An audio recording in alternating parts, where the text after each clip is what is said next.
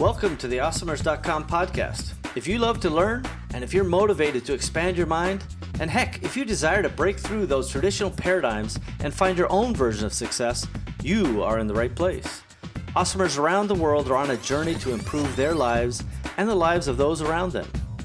We believe in paying it forward, and we fundamentally try to live up to the great Zig Ziglar quote, where he said, "You can have everything in your life you want if you help enough other people get what they want."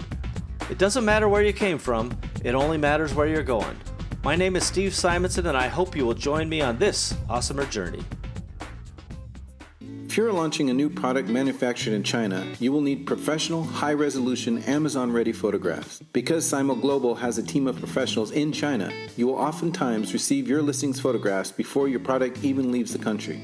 This streamlined process will save you the time, money, and energy needed to concentrate on marketing and other creative content strategies before your item is in stock and ready for sale. Visit simoglobal.com to learn more, because a picture should be worth 1,000 keywords.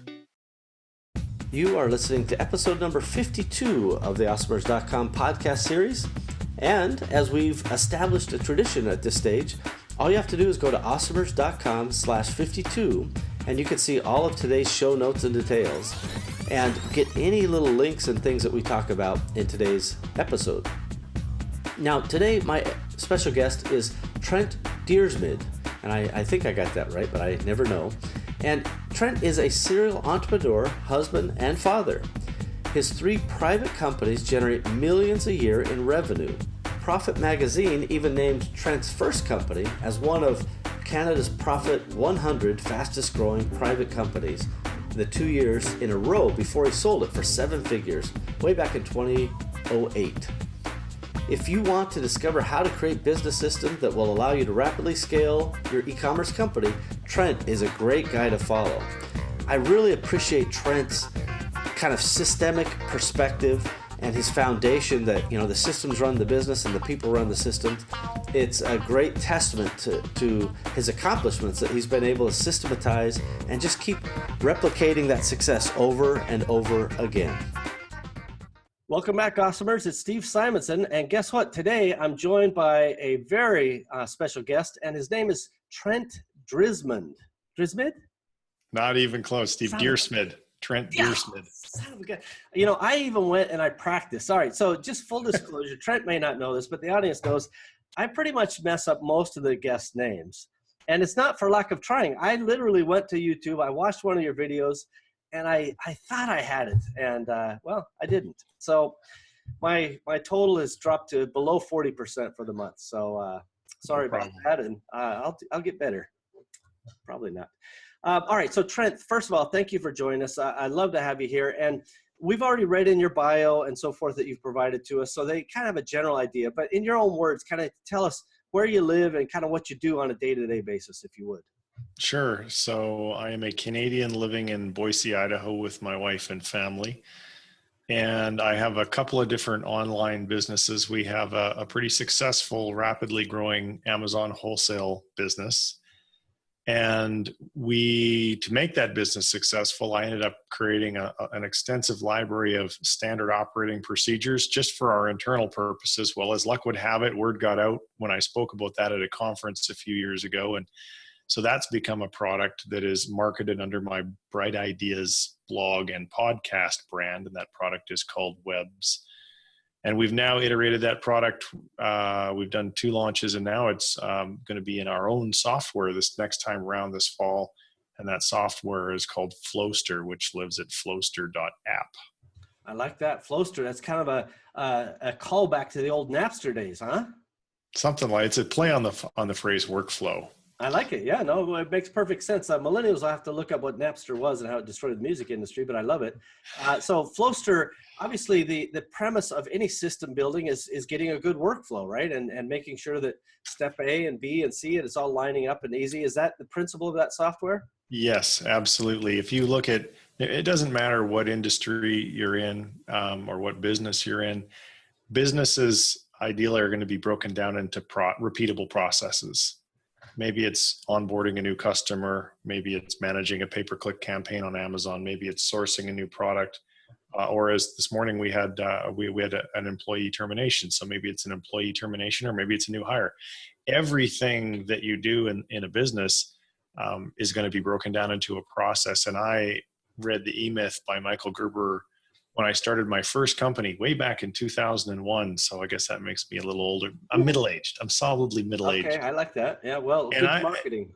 Yeah, and that really, his ideology of as the CEO, I should spend my time working on the business and not in the business. That really, really hit home with me for a couple of reasons. One is I like to not be bogged down in minutia that is important, but is a part of running the business. So I thought, well, how can I make sure that I don't have to get bogged down in that stuff? And I needed to do a couple of things. I needed to document my systems, and then I needed to delegate it to people on my team. And so I have this little acronym that I created for myself called CTOD.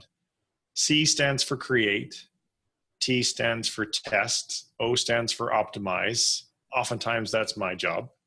And then there's document and delegate.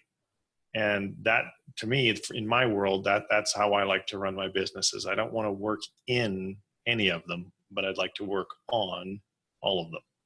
I love it. I'm also a big fan of the E-Myth, and I read it back in the late 90s, perhaps even middle 90s, probably not long after it came out, to be honest. And it's very instrumental in my life as well. And this is one of the reasons why I love to have Trent come and share some of his systems, not just philosophy, but some of the results that he's been able to create. And we're going to dive into a lot of that systems talk, but we're going to do it after we kind of get into your origin story, and we're going to dive into that right after this. Catalyst 88 was developed to help entrepreneurs achieve their short and long-term goals in e-commerce markets by utilizing the power of shared entrepreneurial wisdom. Entrepreneurship is nothing if not lessons to be learned. Learn from others. Learn from us. I guarantee that we will learn from you. Visit catalyst88.com because your success is our success. And giddy up.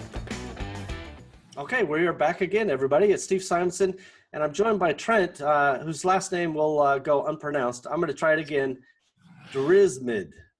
Dyrsmid, just like you're writing a letter to a guy named Smid. Dyrsmid. Oh, Dyrsmid. Boom, done. All right. See, I like the what do they call that? Where you do the sounds? It's a type of learning mnemonic device. Yeah. We just developed a mnemonic device. Dyrsmid. There you go. I Perfect. said it once. I said it 1,000 times. I've got the name finally.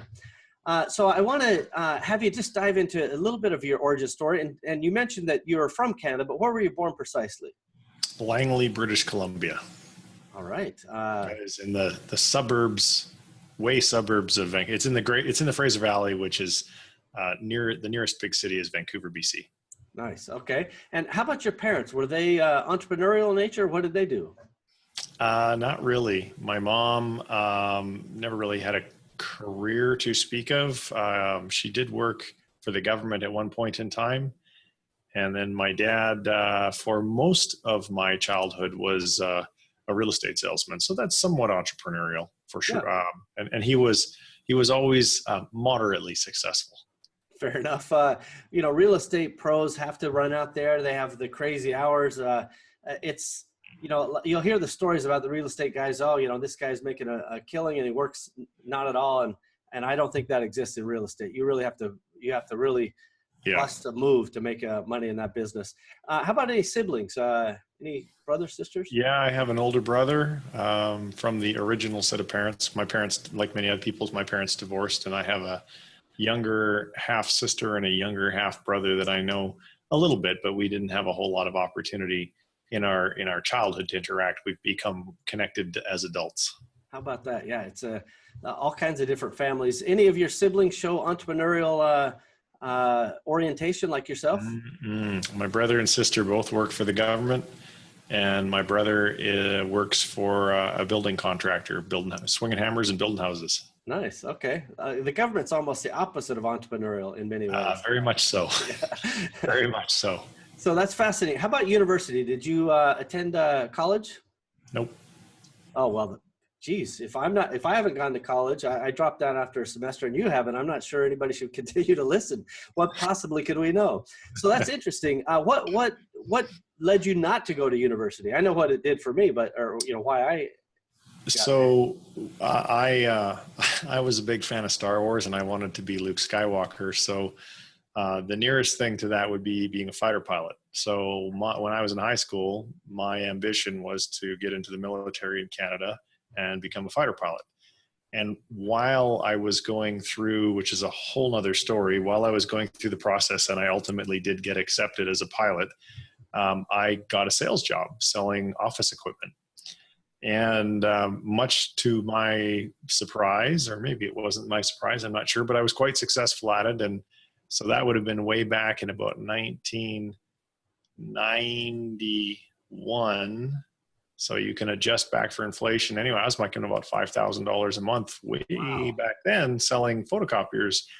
I was assigned a territory, and I'd go and knock it. And I'd been into every single business in my territory multiple times over the years that I did that job. So that spoiled college for me because, I wanted to be a fighter pilot. And ultimately, like I say, I got in, but due to Canadian budget cutbacks, my tenure in the Air Force was prematurely, that plane landed early. And so then I was like, well, I'm not going to, why would I go back to college? I'm making all this money. I should just get a better sales job. And so I got a job as a stockbroker, or a financial advisor, as we called them in Canada, for one of the big firms that was owned by one of the big 5 banks. And because I had learned how to cold call and speak to people selling photocopiers, I was wildly successful as a stockbroker and went on to make quite a bit of money in my very early 20s. Oh, I love it. Boy, that's it's fascinating. Actually, I also wanted to be a fighter pilot in high school, and I was going to high school on a Air Force base. So quite familiar. And they had a ROTC program in my high school. So it was an Air Force ROTC program. So, in 10th grade, my friends, or 9th grade even, they would have uniforms on. They go through the ROTC program. Yep. We called it ROTC. But the minute I had my eyes checked and it's like, nope, your eyes are not pilot material, then I'm like, I'm out. The last thing I'm going to do is follow orders from that ding dong over there. He's my friend and doesn't know anything, but he's a higher rank than me. Well, this doesn't make sense. So my military career ended very early as well. So it's fascinating we shared that. Now, you talked about some of your first jobs, but think about from those first jobs to now, was there any defining moment that stood out in your mind? Anything that you reflect on today and go, man, if I didn't go left and instead I went right, it would have been a different life for me? Yeah, I think that the office equipment job put me on a track that was had a huge impact on the rest of my life, because it was from that. I was actually quite a shy kid in high school. I was known at lunchtime, well, not known, only known in my mind.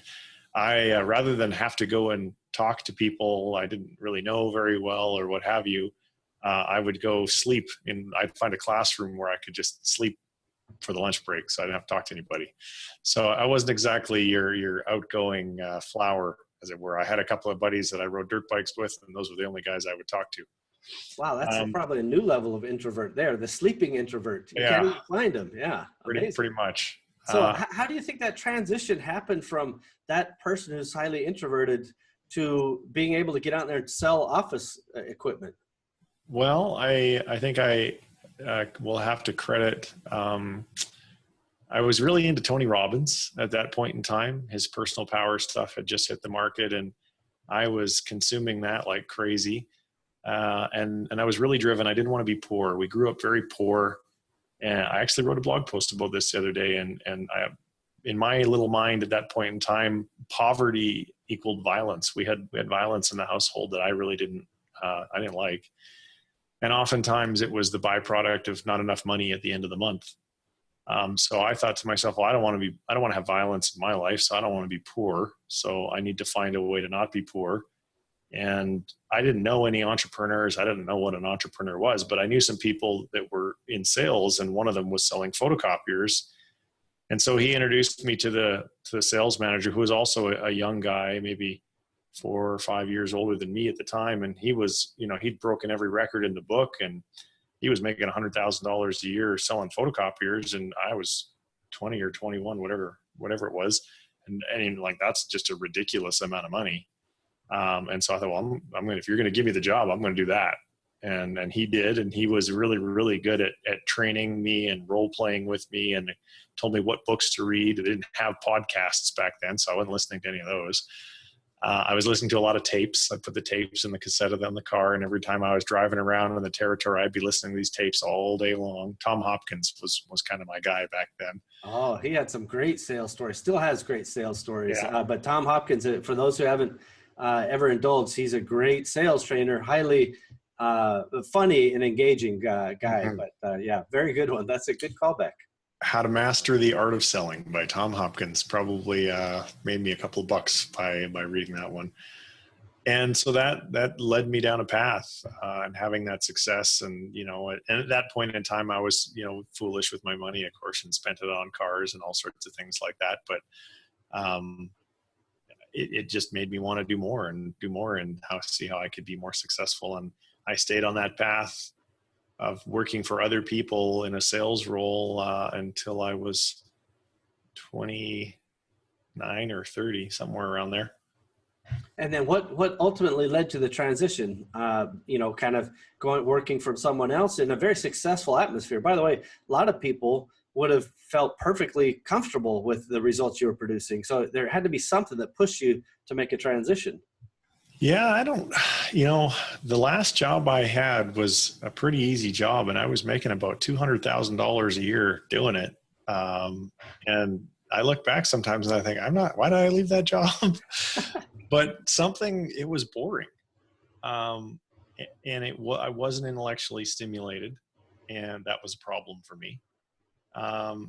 And I just thought there's gotta be, I know how to sell stuff. And I'd met this guy who was the tech guy, the IT guy that came into our office and fixed the computers. And part of my job was entertaining clients at sports games, and I would have the booth, the box, like corporate box a lot. And I'd always have extra seats because our basketball team in Vancouver sucked. So I became friendly with this fella, and I invited him to bring his girlfriend or whatever to, use these seats that I had. And I somehow we just end up talking about, maybe forming a company, an IT company together, because that's what he was doing. And I thought, well, how hard could that be? And ultimately we decided to do that. And that was in 2001, just like right around 9/11. And that was when I I quit my $200,000 a year job. I sold my house, and I cashed in everything I had to create as much, because he had no money. And I created as much liquidity as I could, and as much free time as I could, to start my very first business, which is still in business today. I don't own it anymore, but it's still a company that's in business today. First of all, I love that evolution of the ideas and the very motivation of, my mind isn't stimulated. I have to make a change just based on that alone. That drives a lot of our behaviors. For those of us who are afflicted with that, it'd be a lot easier to just sit on a beach, I suppose. But myself, I find that same kind of push. It pushes me to do stuff, even though, there's other times where I'm like, why did I push myself into that? But I suppose my question to you is, a lot of people out there, they're so afraid of making this change. You quit a lucrative position, a big paying job, sold your house. A lot of people are like, no, I can't start a business until I have all my ducks in a row, until it's no risk to me. How do you talk to somebody like that who has quite a difference in their viewpoint than maybe you? That's a tough one. It's about, to put it in perspective, at the time I was not married and I didn't have kids. So I didn't have other people to provide for. So that made the decision, I think, easier. Sure. But I suppose it comes down to priorities and sacrifices, all fueled by desire. I had a high level of desire. I remember listening to all the tapes in the car and seeing guys on covers of business magazines. And I remember thinking, well, are they really that much smarter than me? Couldn't I maybe do that? I don't know, but if I stay in this job, I'll never find out. And so I was able to play a trick on my mind, or I don't even know how to describe it, to be honest with you, but it didn't seem like that big of a deal at the time, because I thought, well, I could always go get a job like this again if I really needed to. That was the last job I've ever had. I've never had one since. And so I don't think I have a great answer to your question, unfortunately, other than to say to people, you have to really, really figure out, what do you really want? And what are you willing to pay to get it? Because there's going to be a cost. Make no mistake about it. If you're making the transition from W-2 employee to employer, there is going to be a cost, and it will most likely be far more painful than you can possibly imagine at the beginning. And if you knew how painful it was going to be, you'd never do it. Because in my case, I said to this fellow, I said, this is how much money I have. Do you think that we could start this company and break even within 3 months? And he didn't know, but he said, yeah, sure. And so I think that I was making my decision kind of based on, well, I'm only going to be out of money for 3 months and then I'll have money coming in again, because I didn't know anything about business. I just knew how to sell stuff. It took 5 years for that business to break even, by the way. And by the time it did, I was 400 grand in debt. If someone had said to me, hey, it'll take 5 years and you're going to be this much in debt, there's no way I would have done it. But I didn't know that. I didn't have that information at the time. I had just a little bit of information, which I think maybe that's the thing that gets in the people's way, or in some people's way, is they want all this information to make a decision. Then they get so much that it scares them and they don't make the decision. So they just dream and procrastinate and read about other people. Versus I have always been ready, fire, aim kind of guy. Never one to like spend weeks and weeks and weeks, doing research. And that's cost me on occasion, but for the most part, it served me very well. Well, I definitely appreciate the fact that, if we have all the facts, we're rarely going to make a move, right? Anytime I call my fleet of lawyers about some opinion, most of their answers are based on maybe, or it depends, or no, right? They're highly risk adverse. Whereas, when we see a new idea or a new concept, like your new Flowster software idea, if we went and talked to a bunch of, smart people, they might go, oh no, that type of business is very competitive. There's already a lot of, they would give us many reasons why it might not work, but in your heart that it's going to work because it's a core part of who you have become as a systems guy. And I can't, for me, it always ends up saying, I can't imagine myself not doing it. Whether it succeeds or fails is a secondary question at that point. Is that how you see it, kind of? I don't know if I saw it like that in the beginning. I didn't so much think it wouldn't work because I thought, well, it's not going to be that expensive to start. And in hindsight, it was a really crappy business model, and a business model I'd never do again. But I didn't even know what a business model was. I didn't understand product businesses versus service businesses. I just thought sell stuff, make money. So being naive, I think, to a certain degree was helpful to me, because at the time, you talk about a space being competitive. If you open the Yellow Pages and looked up IT consulting company, it's like the Yellow Pages that thick. There's a million of them. I mean, there's no differentiate between any of them, and it just comes down to dollars per hour. And we can get more into business model later because we did iterate from that. But I think just not really knowing what I was getting myself into made it relatively easy to make the decision to do it. I love it. Well, a little bit of naivete goes a long ways in the risk business. So give me a time maybe along your journey at any point. Was there ever a point where you wanted to give up and go back to the $200,000 gig or whatever? Oh, I can tell you of a very specific time. Yes. Okay, there were many times, but this is the one that stands out most. So when I was a stockbroker, I was fortunate that one day this fellow walked into the office. He was a very wealthy man. He didn't have an appointment, which in our practice was highly unusual because I was in a very successful practice. We only took people by appointment. And the reception came back and said, this fellow's here and he wants to know if anyone's available. And I said, well, if he doesn't mind watching me eat my lunch, I'm happy to chat with him. So we ended up making a trade for him, and I did very, very well for him on that very first trade. I think we broke even on everything after that. But nonetheless, I was the golden boy because first impressions are what they are. And so after I started my and actually, I just remembered my first business was actually, I forgot one. It was a flop. So I had this idea to start what's called and it's laughable now, an e-commerce service provider, kind of like a Shopify, but for B2B players. And this was way back in 2001. So anyway, he gave me a bit of money to try and make this thing go. And after 5 or 6 months of, me and a business plan on a laptop, I said, it's not going to happen. I'm outgunned on every front. I don't have a prototype. I don't have anything.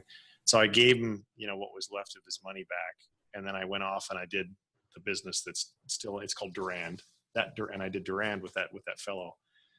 And so as I started when we were running Durand and we were burning through all my money, because of course we didn't break even in 3 months like Ed said we would, I started to run out of money. And I just started spending it, at one point when we weren't getting clients fast enough, I got an office, I hired some salespeople. So now I'm writing pretty big checks every month. And so savings doesn't last very long when you're writing $10,000, $12,000 checks every month. And so John, I call him my rich dad. He's the investor who came into my office when I was a stockbroker. And so John, he lent me $25,000. A couple months later, that was gone. He lent me another $25,000. A couple of months later, that was gone. And then to your question, there was one particular Saturday morning when I didn't have payroll for Monday.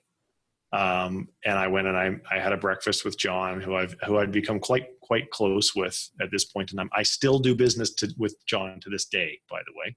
Nice. I've just bought a $1.3 million building and he helped me with that. And I said to John, I said, here's the situation, here's what our progress and so forth and so on. But I don't have any money for payroll on Monday. And he looked at me and he's got a very, very dry sense of humor. This man, I love him to pieces. And he said, isn't it time you should shut it down? Because we'd been in business about 18 months at that point in time. And John's been a real estate guy his whole career, so he had no understanding of the business that we were doing. He just knew that he was betting on me. Like the business plan was irrelevant in his mind. It was all about what's this guy right here. And for me, at that point in time, shutting it down would have meant personal bankruptcy because I had liabilities in excess of my assets. And so I had no way of paying all that off. And so, shutting it down wasn't an option. I was like, hell no, it's not time to shut it down. And we'd been growing revenue and I knew that we were close to break even. Because we had a recurring revenue model in that business. That's how we iterated the business model, which that's a funny story. And so I convinced him to give me another 50 grand, but I didn't want to take on any more debt because honestly, I was just too scared. So I said, I need another 50, but let's do this. Let's take the existing 50 that you lent me, add 50 more to it and convert it to equity. How much of my company do you want? And he said, well, how much of it do you own? And I said, 80%. He said, great, I'll take half. Ooh. Yeah. Right. Yep. Yeah. I guess, he's a good deal maker. So, John teaches through lessons. Clearly. He's always been exceedingly fair, but he teaches through lessons. So, because he gave me the opportunity to buy it back later on, at a higher price, but nonetheless, it's capitalism. That's how it works. That's right. So my options were go bankrupt or say yes. Well, you know which one I picked, right? Say yes. And from that moment forward, we stopped bleeding cash because I knew we were close and we got to break even. And the only thing he helped me with after that is we needed an operating line of credit, which he ended up having to co-sign for another $100,000. Just because in that business, accounts receivable were always just a bear. And that was I had no idea that people wouldn't pay you on time. What? Really? You send them an invoice, they don't pay? Come on now. Which is why now I never get into businesses with accounts receivable. Never. None of my businesses have AR. Everything I get paid up front. Except Amazon, but they pay on time every 2 weeks. Yeah, they're good for it. So that was a moment in time where if John had decided we were going to shut it down, I wasn't going to really have a choice in it because I didn't know anybody else with money. I didn't have any other credit resources available. I didn't have anything else to sell. Like I was literally out of money, and he saved me. I love it. Well, first of all, it was a lucrative lesson in terms of being able to save the company. When you're up against a wall like that, you got to make payroll. The out is a terrible outcome, right? To have to go bankrupt and have to, people, when you sign for leases and you have all of these obligations, there's so many things that require personal guarantees, which I'm not a fan of. If you can avoid signing personal guarantees, please do so. But all of that pressure must have been extraordinary at that time. Yeah, not nearly as bad as when I ended up selling that company. But yeah, I talk about, as an entrepreneur, you must have the ability to embrace economic pressure and not collapse and not lose the ability to think and to function. And depending upon how much economic pressure you've put yourself under, that can be very difficult. But you just suck it up, buttercup, because you got to keep going. If you can't, and to put it in perspective, I didn't go from not in debt to 400 grand in debt in 24 hours. It was the old joke of, how do you eat an elephant one bite at a time? Well, how do you go into big debt? Well, one loan at a time. They just keep on piling on top of each other. And that's what happened for me. Well, and this is not an uncommon story, to be quite honest. You guys were smart because over time you pivoted the business model. It sounds like you stopped doing a fee for service and kind of, a fee for time specifically, and you did a fee for kind of a package service. Is that? Yeah, we got away from doing the hourly rate stuff because that's hopeless. And instead we had customers sign annual contracts, and we would debit their bank account on the first of every month. And then I tried systems. I tried to figure out how many different pieces of software, or how can we automate more of this laborious stuff that we have to do to get our cost structure down so that we could increase our margin. Because of course, the customers are contracted to pay us, $10,000 a month or whatever it was. But if I can get my cost of delivery down, then my profit margin improves. And we got reasonably good at that. No, that's a really good. And spoiler alert, you were able to sell that company and had a positive outcome in the end, yes? I did. I sold it for $1.2 million. Good. See, there, it's all's well that ends well, everybody. But it was a very arduous process. And this is ultimately what has led you to probably consider other businesses that have different business models. Is that fair to say? Oh, absolutely. And to put it in perspective, when you make a bad business model choice like I did, so that business, it took me 8 years to make my 1.2. Well, I only made, after the time I, paid off the investors and all the other things, I was left with about 700 grand. I'm going to make 700 grand on this building I just bought, and the whole thing took 90 days. I love it. Versus 8 years. So good business model versus bad business model. Real estate is a very good business model if you do it right. E-commerce businesses, anything that scales. The important thing to understand is, can you grow your revenue significantly and quickly without growing your head count significantly and quickly? Yeah. And service businesses, you can't. And product businesses, especially like a software company, you can. And an Amazon business is about as passive as a product business as you can get, because there's so much of the fulfillment piece and the traffic piece that comes from the Amazon mothership that you don't really have to have that many employees. Yeah, it is highly leveraged against somebody else's fixed overhead, and you use it in a variable expense way, right? So when you're doing online sales, when you're using the Amazon FBA or Fulfillment by Amazon model, you're leveraging all of their warehouse costs, all of their everything and robots and all that stuff, and you just pay your little fee for each of the little item that goes through the system. It is a very flexible model. Yep. I like that a lot. So we're going to take a quick break. When we come back, we're going to dive into a little bit more about that systems talk. I want to learn more about Webs. Did you call it Webs, the systems product? Yeah. And maybe Flowster as well. We're going to do it right after this. Empower. The name says it all. Connecting e-commerce entrepreneurs with great people, ideas, systems, and the services needed to stay business dynamic and to grow. Empowery is a network, a cooperative venture of tools and resources to make you better at what you do, because we love what you do. We are you. Visit empowery.com to learn more. Okay, here we are. It's Steve Simonson back again on awesomers.com. And Trent and I were just talking about systems. And, one of the things I should ask you, Trent, is do you have a favorite tool or business process app, anything that you care to call out that you or your team uses on a day-to-day basis? Flowster out of the equation for the moment? I was going to say that would be the big one. In addition to that, Trello. We're big fans of Trello. That's one of our core tools. HubSpot is another of our core tools. Slack is another of our core tools. I spend about $2,500 a month on software, so we got a lot of tools.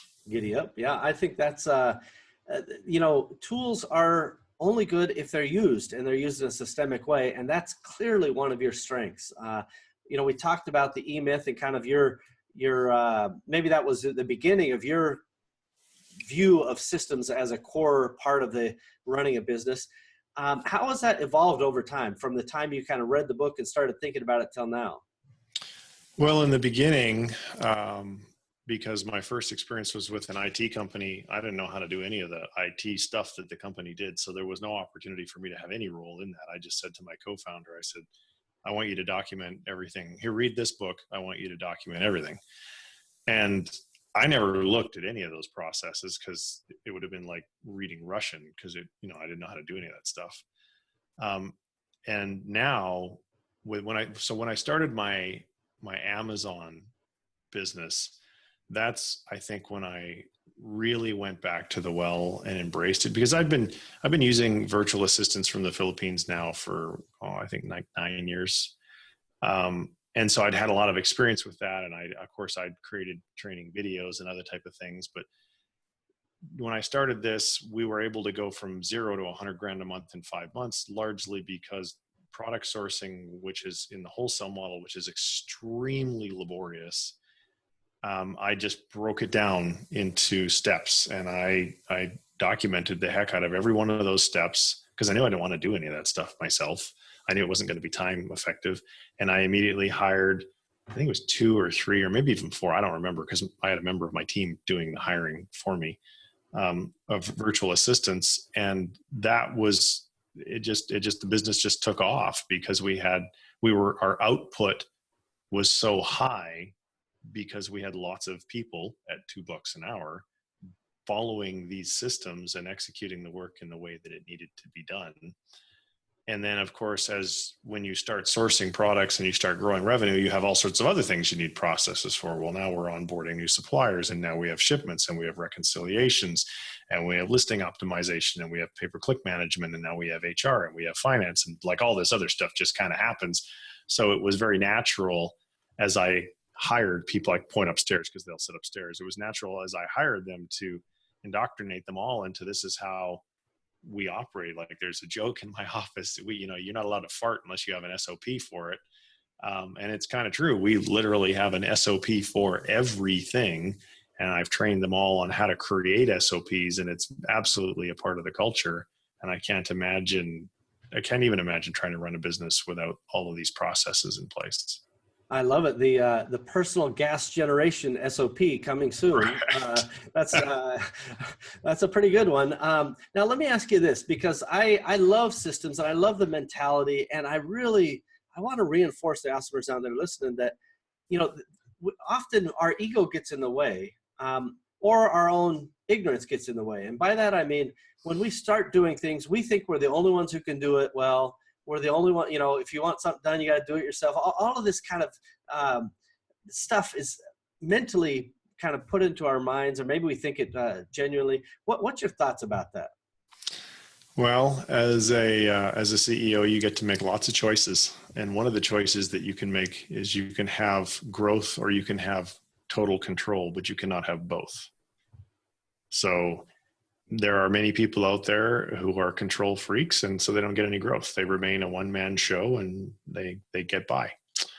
And that's not me. But again, because I don't want to do all the day-to-day stuff. I became an entrepreneur because I wanted this entrepreneurial lifestyle. I wanted flexibility in my schedule that other people didn't have or couldn't have. I wanted to be able to go where I wanted, do what I wanted, when I wanted, for as long as I wanted, with whoever I wanted. Freedom. It's my number one value. And so when I decided that I would choose growth over control, well, what is a way to minimize the risk of having things out of control? And that's to define processes for how things are going to be done. And then accept the fact that everybody you hire is probably only going to be 80% as good as you. And in some cases, as your company gets bigger and you can afford more talented people, they're going to be better than you. But in the beginning, they're not. But be okay with that, because you're like, well, they might be 80% as good as me, but we're doing 3 times as much of whatever as I could do on my own. Therefore, the net is more than I could accomplish on my own. Well, why wouldn't you do that? It's really good math. I do fundamentally agree. And there is an evolution in hiring. So when you start out and you start talking about, VAs doing a particular process, maybe they're, kind of base level in terms of skills and pay and so forth. Over time, you can find people in every category that exceed your own capabilities, in my opinion.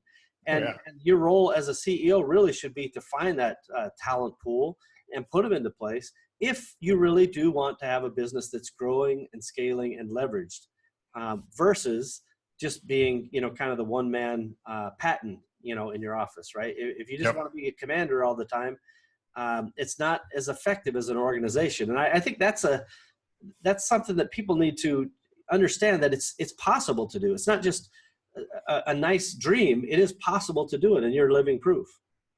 Yeah, it is possible. And I think the other thing that people should think about is, if you don't have a team, you don't have a business, you just have a job. You're just self-employed. That's not a business. I work for myself. Because if you stop working, the money stops coming in. That's not a business. A business is like my Amazon business. I don't have a day-to-day role in that organization. I haven't for the last year. As one person has left, and while we replace them, I'll have to put the hat on for a bit and fill in while that role is open. But that, in my mind, is the difference between having a business and just having a job where you're your own boss, or your clients are your boss. And again, that doesn't really appeal to me, because, heck, as I proved in my sales career, if you get a good sales job and you're really good at it, you could have worked for somebody else and make $200,000 a year. You don't need to go. And most small one-person businesses, they don't even make that much money. No. As a matter of fact, it's funny, as you were talking about that, the old phrase from Michael Gerber kind of jumped into my mind, which is, you don't own a business when you're that one-man show. You own a job, as you described.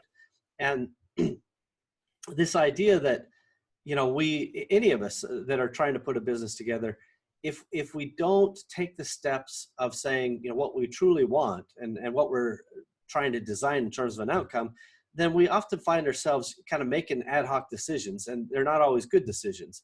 Whereas I believe that your philosophy about systems, if we put them in place and we break down the processes so that it minimizes the risk of delegating, right? Other people can handle it. They kind of, those are the what are those things on the road that they keep you on the road? The guardrails. Guardrails. Yeah. That's we'll do another session where we just do the guessing games. But having guardrails are what the systems and processes are all about, in my view. And then you get good people to execute them, but they get better. And I suppose, is it fair to say that over time, they're the ones who are actually making the systems and documenting those versus you? Oh yeah, I'm not super involved now in updating the existing SOPs, because I don't do those jobs anymore. I don't often create new ones. Once in a while, I do. But for the most part, even that has been delegated to the team. Now, you do need to have quality control in place. I'm fortunate. I have a very bright wife, and she is basically the president of the Amazon business. And there's some things that she does better than me. There's lots of things in my mind that I do better than her, but she is good enough at overseeing the SOP process that when I look at SOPs that she's created, or that the employees that report to her have created, I look at them and I'm like, well, it's not like I would have done it any better than that. So that's good enough. Now, if I didn't have her, then of course I'd have to, that would be one of the roles maybe that I didn't delegate, would have been, final QA or for new SOP. But thankfully, she's on the team. I love it. Yeah. Well, and again, that kind of role can be delegated to somebody who's capable. In my Yeah. organizations in the past, we've had, full training teams, and they would create documentation, and they had their own methods of kind of validating and testing and so forth. And it just depends on the size of business that you are today. If it's just you, you're going to have to take some of that documentation, but it can be moved to others in short order if you show them the way. And I'm hoping that Flowster will be a relatively easy way for people to kind of control their systems and put their systems into place. Is that a good guess? Fair to say? Yes, absolutely. So Flowster, rather than a software app, like normally when you go sign up for software, it was designed by the engineers to like HubSpot CRM. It does this thing. It functions as a CRM. Flowster is more of a platform. It's just going to be coming out of beta here soon and be available. And it is a platform for building standard operating procedures. However the hell you want to build them, in whatever industry you're in, for whatever you need to do. Over time, as we develop more partnerships with people who have domain expertise, like I have a lot of Amazon seller domain expertise. So we created SOPs for that market. The goal with Flowster is to find other domain experts in other markets who can create SOPs and put them on the platform so that those SOPs can be purchased by people in that industry. And ideally as well, we'll have developers that end up developing third-party apps and third-party integrations, kind of like the Salesforce platform. Obviously they're a little bigger than us, but conceptually it's the same idea. You've got this marketplace where there's third-party apps that enhance the functionality of the platform. Now, yeah, there's going to be some critical mass and so forth and so on that's required to attract those developers, and that might take a little while, especially because we're not seeking venture funding. But that's what Flowster is intended to be. As it stands right out of the box, if you're an Amazon seller, you can come buy my done for you SOPs, plug them in there, and if you're using all of the same apps that I'm using, you've literally just replicated my infrastructure, and you could call it plug and play. If you're not willing to spend $2,500 a month on software or whatever to get all the apps that I use on my business, and all of the SOPs are written for all those apps, we've given you a huge head start, and you'll go in and you'll hit the edit button and you'll make some changes. Oh, this is well, we don't use HubSpot, we use close.io. Okay, we'll make the changes to make a few different screenshots and make a few adjustments, and now your SOPs are customized for close.io. If you use some other repricing tool that we use, again, same idea. You can see what we've done and just make the little changes that you need to make if you don't want to switch over to the same repricing tool that we use. And over time, I hope that we end up having, success in more than one industry, and that we have partnerships, like I say, with the domain experts in those industries, and then the apps that are used by the people in those industries, we would have solid integrations for. So there's many years of development ahead of us yet. Well, I really do like the very premise of becoming a platform, right? And this concept of it's too simplistic to just call them systems of procedures, right? The idea of a complete company workflow in all of those various categories. I'm sure there's countless others. You talked about just a couple there. A repricing tool, or a hiring and firing tool, termination process. There's so many processes that need to be done. That's actually your business operating system at the end of the day, and it deserves a platform. Very interesting idea. I like it. Yeah, we think so. Yeah, I think you're onto it. Now, talk a little bit more about webs and what you guys have done in your last couple releases. What are people actually getting involved in when they get access to webs? So webs, like I said to you earlier before we record, I didn't ever create webs with the intention of it being a product. I created it to scratch my own itch. My company was growing like crazy because we had developed systems for sourcing. And because of the fact that we were landing all these accounts, now we needed systems for everything else that an Amazon seller does. So we set out to create them.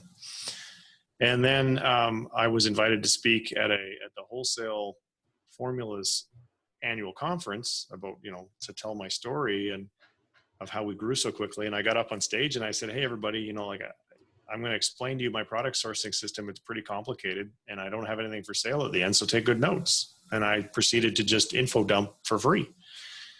And as you might expect, not that I really expected it, to be honest with you, people who came up to the microphones and up to the stage afterwards, overwhelmingly their question was, well, would you sell us a copy of your systems so that we don't have to go and create them from scratch?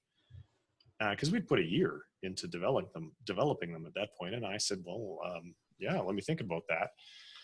And so we went into the first launch, really not sure how it would go.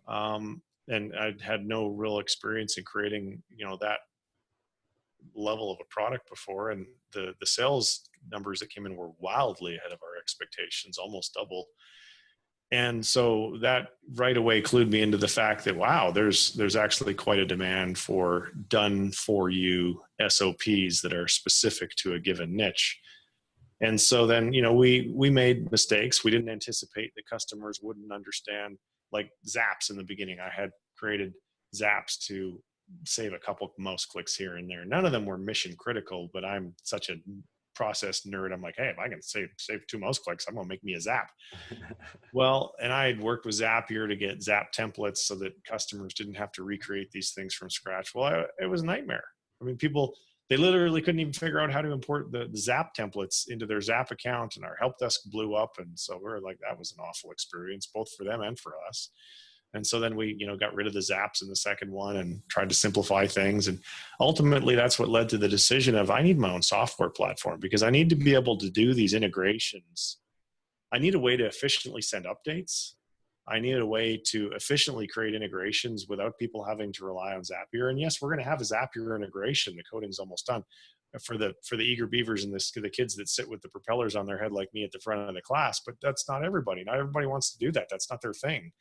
So we want to make it much, much easier. And that's kind of why we decided we needed to create our own platform. And so now WEBS, which stands for Wholesale E-commerce Business Systems. Like I said a few minutes ago, if you use all the same applications that I use, yeah, it is. It's a plug and play system because it's what my team uses. Like what we sell is not any different than what we use. The only thing we took out of it was our usernames and our passwords and special IDs and stuff like that. Other than that, it's identical. And if you're not willing to use all those apps, yeah, you're going to have to hit the edit button and you're going to have to make some changes. So maybe turnkey isn't the right word for you, but it is for the person who says, I'm just going to use everything Trent's using. Because some of it's free, some of it's not free. Yeah, you got to spend some money on it. You don't need to spend $2,500 a month. There's apps that I use that have nothing to do with webs. And so you don't need to go get those apps. But you're going to have to buy some of them. And it is a way for an Amazon seller to be able to focus their time and effort on what really counts and not get bogged down and trying to recreate all this stuff. Because, for example, product sourcing, I have a couple, for example, by the name of Kip and April, who had a successful RA business prior to becoming a Webs customer. And they were uncomfortable about the future of RA because of Amazon cracking down on receipts and so forth. And may I just interrupt and say RA, for everybody keeping score at home, is retail arbitrage in my estimation. Yeah, it is. And Amazon doesn't really like it. No, it's not a great business long-term in my No. And so they wanted to, transition to wholesale. And, when they first got Webs and they looked at it, they tried to read everything from end to end, which is like the worst thing ever to do, because you wouldn't buy a McDonald's franchise and then sit down with a franchise book that's like 9,000 pages long, read the whole thing, and then decide you're going to start your business. Like that would be ludicrous. You would flip, like it's going to have sections in it, right? Operations, how to cook a hamburger, how to hire staff, whatever. It's going to have sections. You're going to go to the section you need to go to for the thing you're working on, and you're going to look at the standard operating procedure, which is relevant to that thing. And I thought that would be obvious to people who bought Webs, and much to my surprise, it wasn't. Many people sat down and read it. Kip and April, they sat down and read it, and they became very overwhelmed, and they suffered from analysis paralysis. And one day on a coaching call with them, I said, can you explain to me like what happened? And they told me this, and I said, you're kidding. I go, that's not what you're supposed to do. I said, you're just supposed to go like into the sourcing folder and start on step 1. And they went, oh, I'd never sold this thing as a product. It never occurred to me that people wouldn't just do that. And so they now are a raving web supporter, because they said, once we realized that it was like a fast food menu, that we just go, if we want dessert, we go to the dessert section and see how to make chocolate pudding, and we follow that recipe. Or in a non-metaphor way, if we need to source products, we go to the product sourcing folder and we start at step one, which is finding competitors, and step two is product extractions, and then it just continues on. And they said, once we got that figured out, we just ignored all of the parts of webs that we didn't need yet. We didn't sit and read them. We didn't even look at them. We just focused on what we needed. And that was what made it wildly successful. And overwhelmingly, people who have succeeded in their Amazon businesses using webs, their story is like April and Kip's. They've come to understand that it's not a training course. It's not like you're not supposed to read the whole thing. You don't watch the movie from the beginning to the end. You just skip to the part that you need and use that part. And if people can manage to wrap their mind around that, then they end up becoming wildly successful, because it saves them a whole bunch of time. Well, it is. I love the origin of both webs and Flowster, because it was born. Both of these things were born out of your own need, right?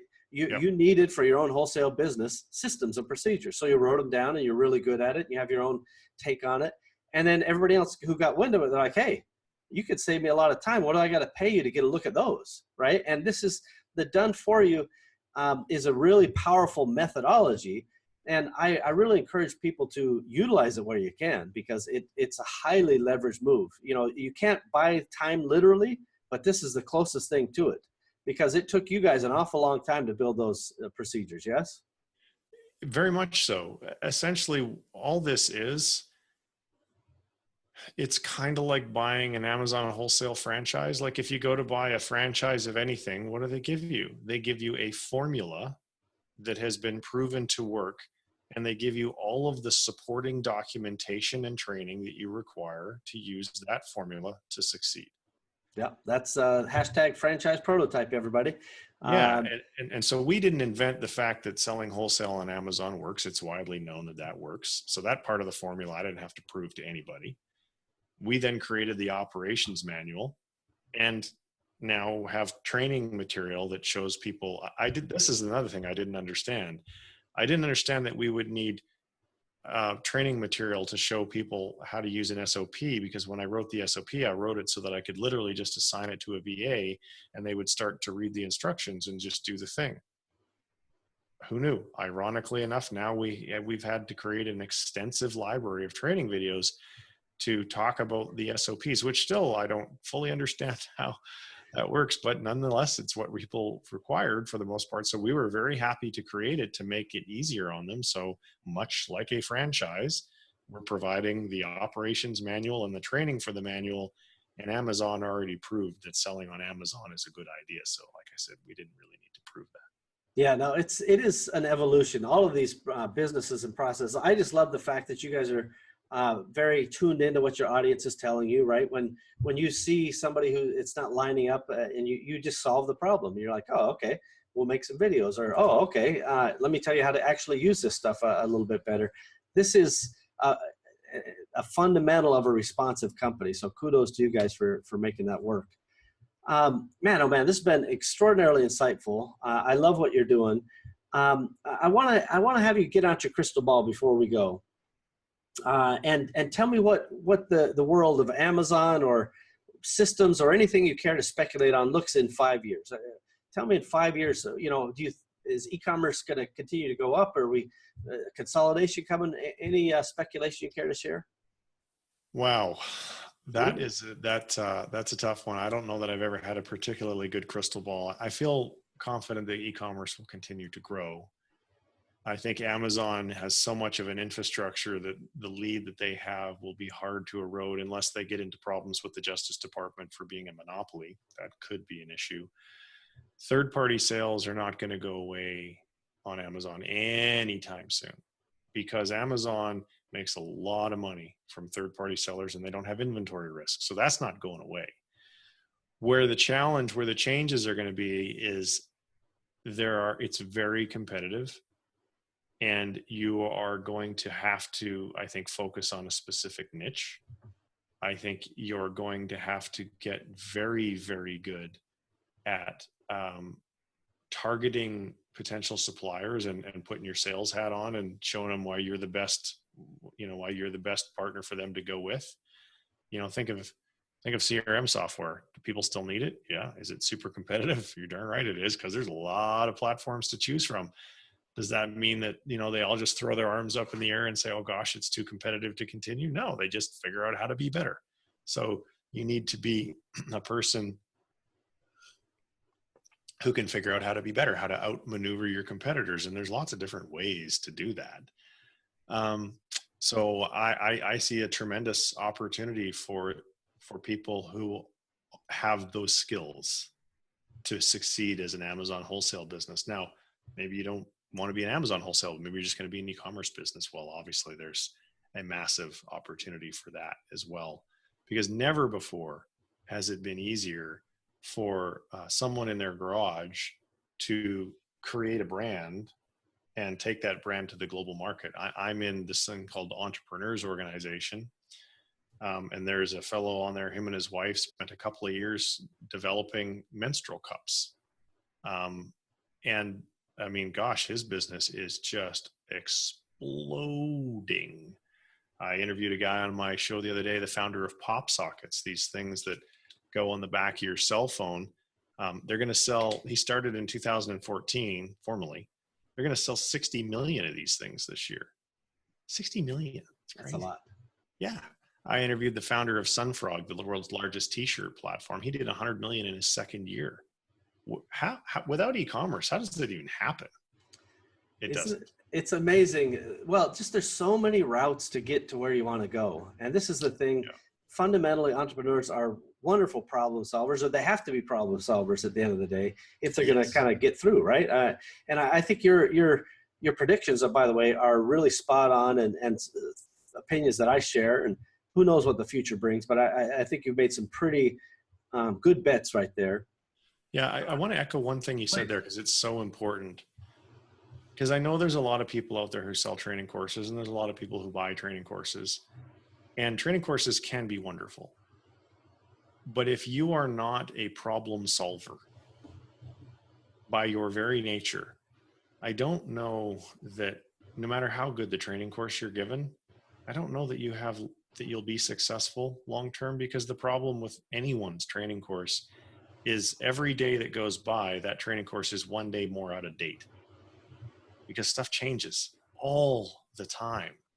And that's where the problem solver skill set comes into play. You have to be, if you buy my SOPs, things are going to change, and we're going to issue updates, but maybe you find a better app that you like better, and it's doing better than what we're doing. Solve that problem, adapt the SOP to use that other app instead of the one we're using, and you'll be more successful than us. That is by far, in my opinion, the most important skill or maybe personality trait for an entrepreneur to possess. Oh, very well said. We are in the business to solve problems. That's why entrepreneurs exist. We have to add value along the way, and there's many other things, but if we can't get up in the morning and know that there's going to be a problem that we need to solve, and ideally our people are solving a lot of the problems as things go on, and you do your very best to avoid the problems, but at the end of the day, the onus and the burden of responsibility ends up on us for the big problems, and that's just part of the deal. And I quite agree with you. If you don't have that personality type, or you think that owning your own business is not going to be just one series of problems after another, you should open your eyes, because it is just one problem after another. That's what it is every day. I love that. Very good words of wisdom to leave on.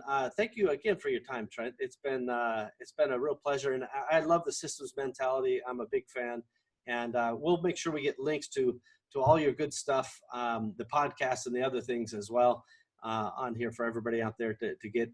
Thank you again for joining us.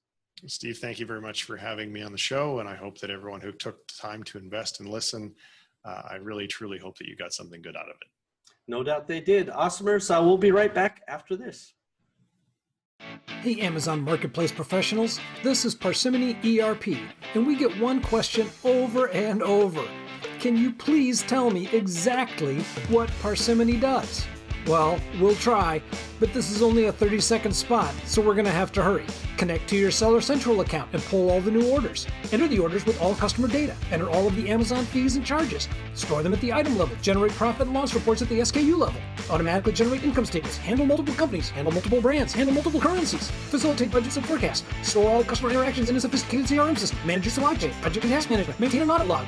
Hey, you get it. That's Parsimony, PARSIMONY.com. Parsimony.com. We've got that. Boy, if you didn't know that systems were important, as you may recall, I often talk about strategy, systems, and scale.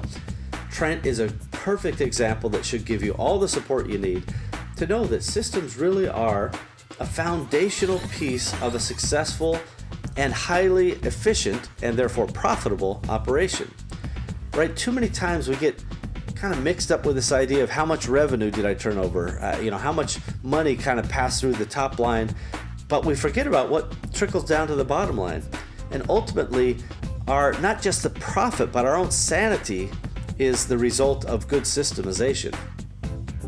A business that operates without systems is something that tends to be more of a day-to-day firefighting enterprise for entrepreneurs, and that's not nearly as fun as a systemic run business where a predictable result kind of is accomplished every time.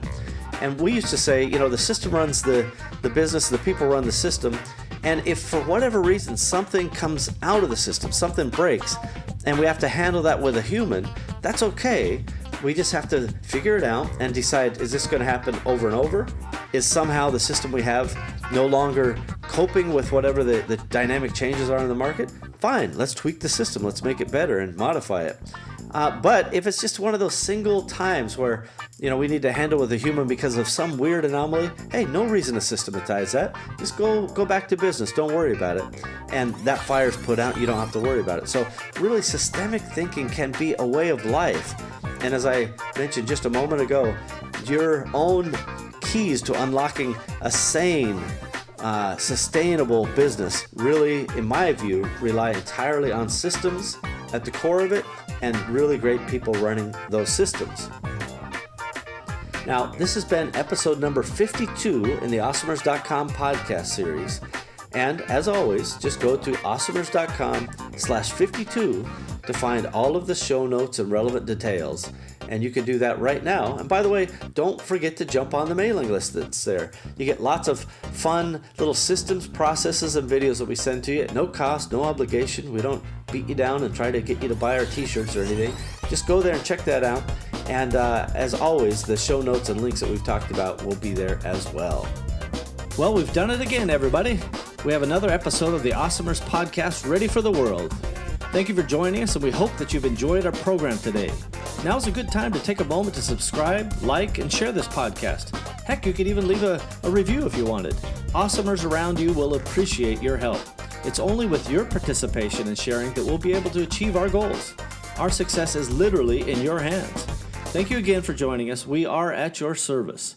Find out more about me, Steve Simonson, our guest, team, and all the other Awesomers involved at awesomers.com. Thank you again. Awesomers.com